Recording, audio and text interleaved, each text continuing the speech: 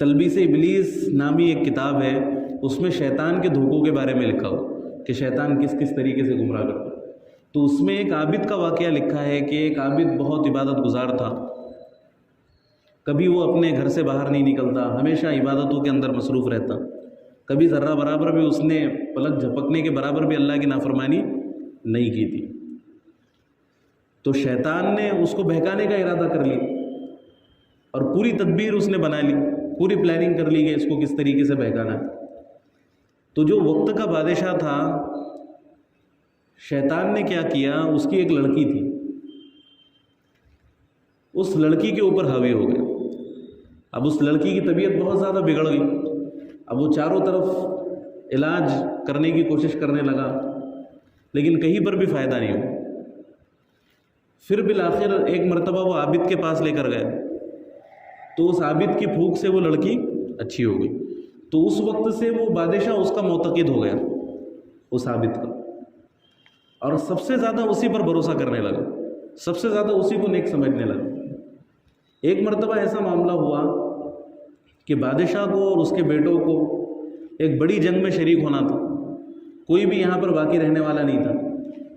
تو اس نے یہ ارادہ کیا کہ میں میری بیٹی کو اس عابد کے پاس چھوڑ دیتا ہوں، میں میری بیٹی کو اس عابد کے پاس چھوڑ دیتا ہوں۔ اب وہ اس کی بیٹی کو لے کر گیا اس عابد کے پاس، تو اس عابد نے انکار کر دیا، لیکن بادشاہ نے بہت منت و سماجت کی، تو اس نے کہا کہ تم قریب میں اس کے لیے ایک گھر بناؤ اور اس کے اندر اس کو رکھو، میں بھلے ہی اس کی نگرانی کر لوں گا، لیکن اپنے ساتھ رہنے کی اجازت نہیں دے سکتا۔ تو اب شیطان نے اپنا کام شروع کر دیا، اب اس لڑکی نے کھانا پکانا شروع کر دیا اور وہ عابد کے کھانے کا بھی انتظام کرنے لگی۔ تو ابتدا میں وہ لڑکی کیا کرتی، عابد کے دروازے پر کھانا رکھ کر چلی جاتی، پھر عابد باہر نکلتا، وہ کھانا لیتا اور اندر جا کر کھا لیتا۔ پھر دھیرے دھیرے یہ ہوا، شیطان نے اس کے دل میں وسوسہ ڈالا، اس لڑکی کے دل میں، کہ میں باہر تو کھانا رکھ رہی ہوں، اگر چوکھٹ تک رکھ دوں کھانا، تھوڑا اندر رکھ دوں تو کیا فرق پڑے گا۔ تو پھر اس نے چوکھٹ میں رکھنا شروع کر دیا، اور پھر اس عابد کے دل میں بھی وسوسے آنے لگے۔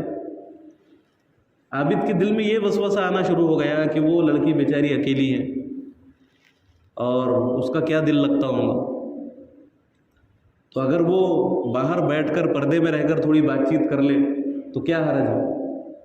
ایسے وسوسے شیطان اس کے دل میں ڈالنے لگا۔ اب عابد نے اس پر عمل بھی شروع کر دیا، تھوڑی بہت بات چیت ہونا شروع ہوئی، پھر آپس میں ایک دوسرے سے فری ہوئے، یہاں تک کہ زناکاری میں مبتلا ہوئے، اور زناکاری میں مبتلا ہونے کے بعد اس لڑکی کو حمل بھی ٹھہر گیا اور ایک بچہ بھی پیدا ہو گیا۔ اب اس عابد کو خوف ستانے لگا، اس نے کہا کہ اگر بادشاہ کو پتہ چلا تو بادشاہ تو مجھے قتل کر دیں گے۔ تو شیطان نے پھر آ کر اس کے ذہن میں وسوسے ڈالے کہ تو اس لڑکی کو بھی اور اس بچے کو بھی قتل کر دے، ورنہ بادشاہ تجھے ہلاک کر دیں گے، اور بار بار خواب میں اس بادشاہ کو دکھانے لگا غصے کی حالت میں شیطان اس عابد کو۔ اب یہ گھبرا کر بار بار اٹھنے لگا، تو اس نے اس لڑکی کو بھی قتل کر دیا اور اس بچے کو بھی قتل کر دیا، اور ایک جگہ پر ان دونوں کو دفن بھی کر دیا۔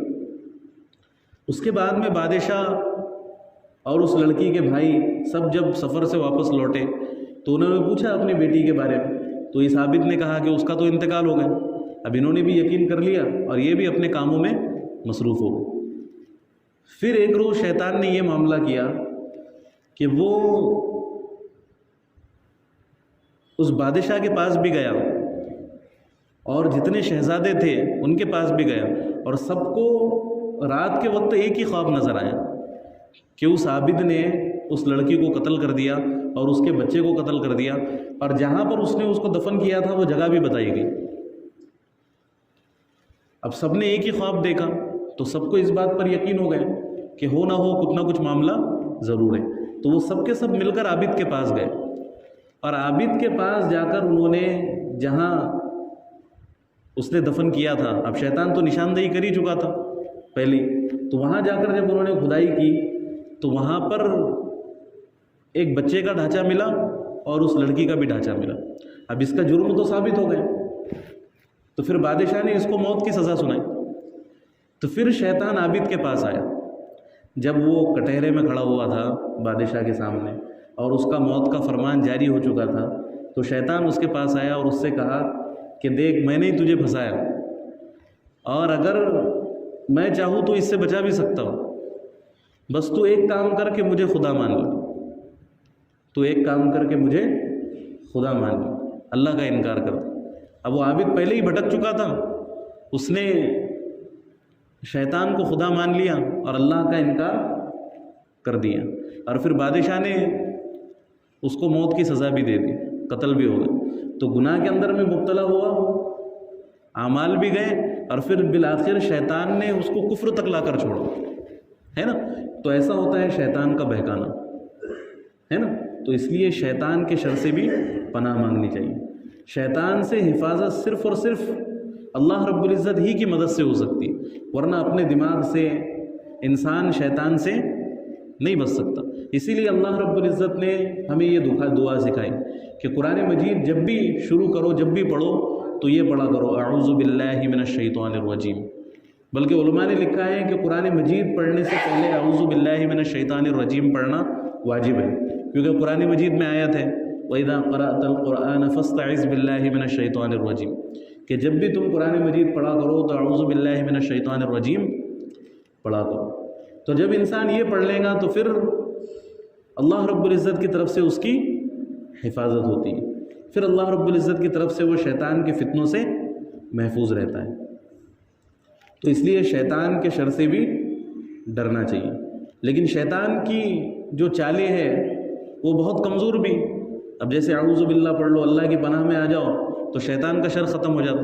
اللہ تعالیٰ خود قرآن مجید میں فرماتے کہ ان کید الشیطان کان ضعیفا، کہ شیطان کی جو تدبیریں ہیں، شیطان کی جو چالیں ہیں وہ بہت کمزور ہے. تو اللہ کے سامنے اس کی چالیں نہیں چلتی، تو اس لیے اللہ کی پناہ میں آنا چاہیے. تو شیطان انسان کو کسی بھی طریقے سے بہکا سکتا ہے، کسی بھی طریقے سے بہکا سکتا ہے، اور موت کے وقت بھی انسان کو نہیں چھوڑتا، کفر تک لا کر چھوڑتا. تو اس لیے شیطان کے شر سے اللہ کی پناہ مانگنی چاہیے. وَلَا تَمُوتُنَّ إِلَّا وَأَنْتُمْ مُسْلِمُونَ، تو تمہاری موت اس حال میں آئے کہ تم مسلمان ہو. آگے کی تفصیل انشاءاللہ کرائیں گے. اللہ تعالی ہم سب کو سمجھنے کی، عمل کرنے کی توفیق عطا فرمائے. سبحان اللہ و بحمدہ، سبحان اللہ و بحمدک، ونشهد ان لا الہ الا انت نستغفرک ونتوب الیک. سبحان ربک رب العزة عما یصفون، والسلام علی المرسلین، الحمد للہ.